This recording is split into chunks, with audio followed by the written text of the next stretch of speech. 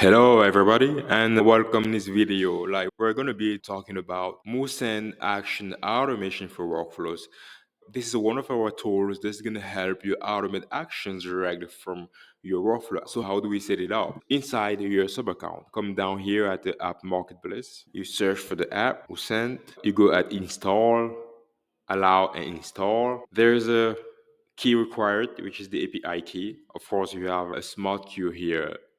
They can show you how to get it. But let's do it together. Let's switch to our Moosend account. We're inside Moosend. We come here at more settings. It's pretty simple. API key, and we have the API key. We just copy it. We make sure it's copied, and we switch to our sub account and we paste it.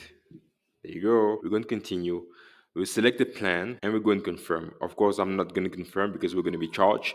But once you come here, it means that you guys are ready to go. After you confirm, you just go on complete installation and you have on install, which means that the tool is already connected to your Moosend account and you guys are ready to execute actions already from your workflow for your Moosend account. So guys, if you ever have any question, feel free to reach out. We have a very dedicated team who is also available 24/7 to answer all your questions. Thank you for watching this video, guys.